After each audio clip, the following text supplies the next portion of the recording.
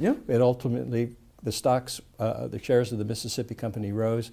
They eventually collapsed. What were the consequences of that collapse? The consequences were tremendous. First of all, the French people never believed too much in paper. They thought it was nonsense, you know, to accept paper instead of physical gold or silver.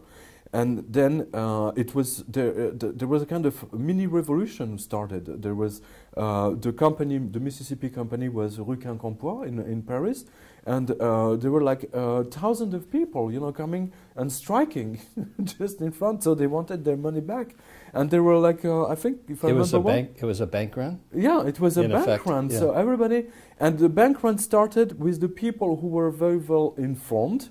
It started with the people around the king, of course, and then progressively, like it took like 3 or 4 days, you know, to go down. The information went down to the people. So what they were doing is they were trying to take this paper, which is based on nothing but promises, to redeem them for actual physical gold and physical silver, because the tangible asset ultimately has value, and paper is only based on someone's promise. And they were fearful that those promises were worth nothing, and in fact they were worth nothing. They were worth nothing because they never went really in Mississippi, you know, to see if there were gold mines as promised.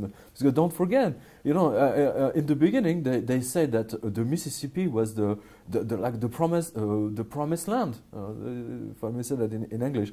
So it was filled in some biblical city, you know, or filled with gold mines and silver mines and apples in gold on trees, you know, something like this. So people really fantasized about it, you know. So everybody wanted the shares of this Mississippi Company, and to the point that it was such a success that John Law issued more action. Of course, more shares than available. So, but that's a very common thing. You know, we saw that through history. So this compared with the state of finances of the king, was just a nightmare for the whole French people. And at one point, les volaillers, you know, the people who were selling chicken, you know, and butchers, they said, we don't accept paper anymore. You need to pay us with gold coins. But the John Law forbade people using gold coins. So there was strikes everywhere in all France because people were hungry and they were not able to pay with paper. And if they pay with gold, for those who had gold, it was possible for them to be thrown in jail. So it was weird, a really bizarre situation. So what happened then is that as the currency became worth less, it actually destroyed the French economy because people could no longer act with one another. The paper was no good. Shopkeepers didn't want to accept the paper, and people were not allowed to use gold and silver, so there was really nothing they could do, and that destroyed the French economy. Exactly. Not only did it destroy the French economy, but again, Goethe is the one who made this line perfectly, is that he showed that the devil who convinced the king, you know, to use paper instead of gold coins, that ultimately everything the devil is giving is vanishing in thin air, as it was appeared from thin air.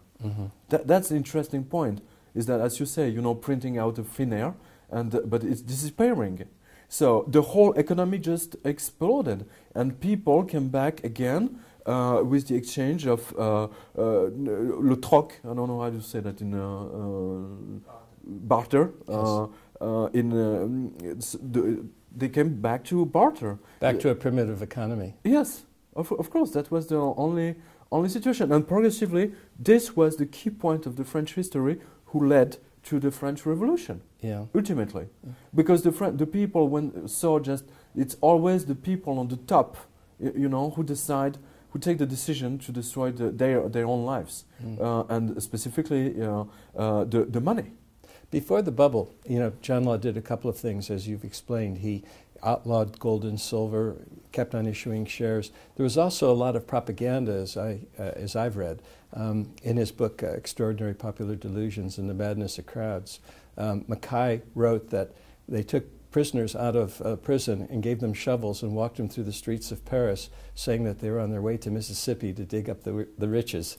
You know, in a day before the modern mass media and newspapers, Exactly. That's how rumors used to get started and how propaganda was done. That's the pure propaganda. I mean, the propaganda, contemporary media propaganda is not very new. We can see that specifically during this period, but we can see it also on the Roman period. As you remember very well, there was some, I don't remember his name, this Roman emperor who started to, because he didn't have enough silver to make coins, so he started to mix up the silver with copper or whatever, and people lost faith in the economy, and this is how the whole thing just get ruined. Debasement of the currency. So the debasement of the currency, but in the same times, you know, the emperor was the first one to use the coins, and he went on the streets of Rome, you know, saying that he was using these coins. So after the same thing. After the collapse of the Mississippi bubble, what was the impact on the French people? Was it throughout the entire country or just within Paris?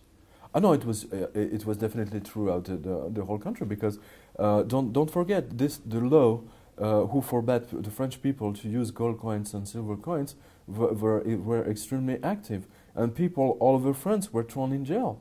And at the time, jail was very specific, so it was really a nightmare.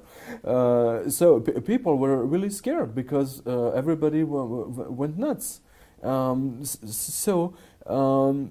was just this anger against the politicians. We cannot use the term politician because at the time it was the aristocracy. The monarchs. The monarchs who were there. But the anger of the people was already there. And this anger is going to be demultiplied, and which will give not only the French Revolution, but also the terror period, you know, 3 years later, when they will take everybody and just send them to the guillotine. So this is, it's like a maelstrom of anger, of people who have been stolen from their wealth, for which they worked all their lives. So the conclusion was that John Law bankrupted the country, bankrupted the monarchy, ended up fleeing France in disgrace. The point is that he fled. He was disguised in a woman. At the time, for a man to be disguised as a woman was, you know, the ultimate insult. The ultimate insult. So this is how he fled. He left Paris, and I think he died in Venice, or if I remember well. So yeah, I mean, this was pathetic. It was a strange part of history of France. And the French currency, the livre, was also destroyed? Basically everything destroyed, but again, people went back to gold coin and silver coins, so the economy started to run again. Because the French people were not stupid, they just took, when the law who forbade them to use gold coins and silver coins, so they dig a hole in the garden and they just put everything in it. And, you know, they were waiting, waiting for the law to change to exactly. allow them The to same use thing gold and silver happened again. during the Second World War. Yes. Exactly the same thing.